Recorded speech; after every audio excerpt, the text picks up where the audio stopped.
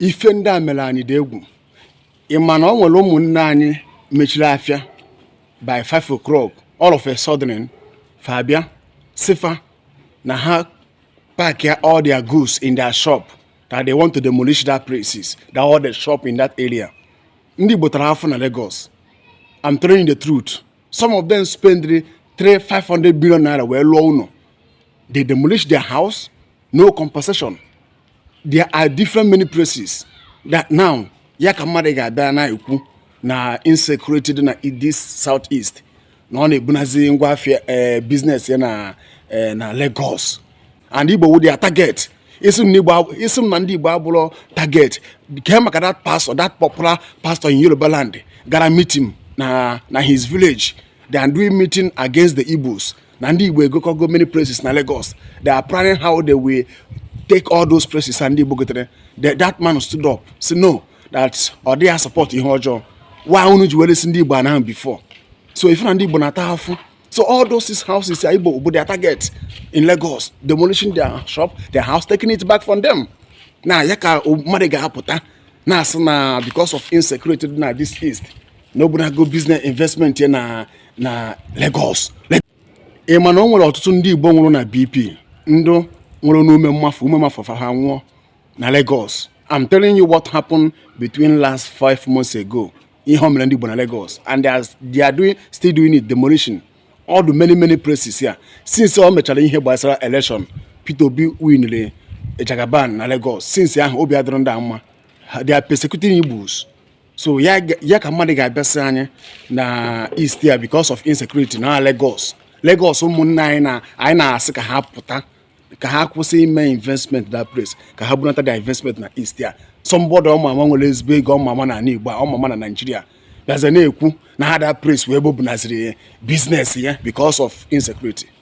Listen to me, video mere gbasara ship cubana place akparịrị nya agwara nya okwu ọjọọ, but what I said is truth. Mana ọ na-ewute m mwute, eji m mwute wee kwudo okwu. Why nji eji mwute wee kwudo okwu? Because of what is happening in this country called Nigeria. Ihe ọ na-eme ndị Igbo na this country dị too much. I feel ihe o mere ndị Igbo na Yoruba land. Mgbe ọ na-atụ vote, go to Anambra and go and vote. Go to Enugu and go and vote for Peter Obi. I feel home in Igbo na Lagos. And they, after all those things, demolishing their houses. And Igbo would their target. And the Ibekwa na northern part of Nigeria, Ebendo na-achị Boko Haram and ndị na-achị Frank Hesman na-enye nsogbu. Some of the ndị Igbo na-agakwa na-ega na that place. They are still buying land in that area. Now make investment as I'm talking to you right now.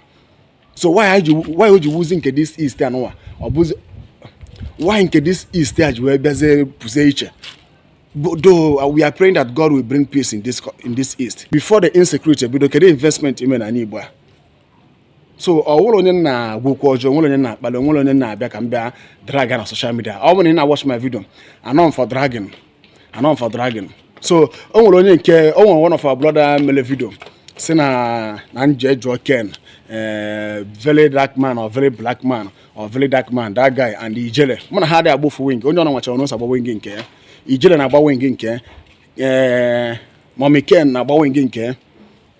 Very dark man about winging care. One woman about my own wing. So only on a witch teacher. Mona have blood descent. Wagazoku. Only on a full Dibo Nanya got one Dibo. Na hapo see my investment aside an Ibo. Na have my investment in Ibo land. Ojuku furu ndị Igbo n'anya that ya mere Ojuku ji egwa ndị Igbo na ha na-eme investment na this east because of ihe this country bụ ọbụrụ one Nigeria. So onwere onye na-akpali and onwere onye na-agwa okwu ọjọọ, onwere onye na-drag na social media. Ọ bụ na ịchọrọ ime investment na Imo State, go to Enugu State or you go to Ebonyi State or you go to Abia State. Onwe many factories niile na-alụ ọrụ na Anambra State. Onwe different factories na-alụ ọrụ na Ebonyi State. Onwe different factories na-alụ ọrụ na Enugu, different state in Igbo land. So ọ bụ na aba adroma go to this place. Insecurity na this east nke bụ eziokwu. Mana fancha ji nwe na-ebenata obere. Ọ bụrụ otu o si dokịta ka ọ dị before. Ịma before ọ dị egwu everywhere. Mana kịta na everything na-ebenata. Anyị na-ayọ Chineke ka o mee ebere ka ihe na-edu mma. Ka ndị federal government mee ihe kwesịrị ha ga-eme ka anyị mara nke na-eme na Igbo. So ọ bụrụ na mụ na-asị na insecurity adọrọ insecurity do. But ọ bụ na insecurity do, you will not even have the light to ịbịa gwa ndị Igbo na ana m ahapụzi anyị Igbo na anazi Lagos. Lagos ebe ụmụnne anyị bere akwa, ebe ụmụnne anyị BP gburu, ebe ụmụnne anyị larịrị na-ebe akwa. Ndị nwe goods na their shops all overnight or bịa sọfa na ha si na shop ahụ pụọ demolish ha ncha na ha na-ebe akwa. Ndị ọkụ tụrụ ha na-ebe akwa na Lagos, ma ndị nwe na BP na ịbịa na-asịkwa na ị na-anazi Lagos ahụ ndị Igbo na-ebe akwa, anyị na-asịfa na ha batawa. So that is it. Also na ihe wemiwe. So let me stop this message here. I'm still your brother evangelist Ebube Joseph Ezaguba. Shalom.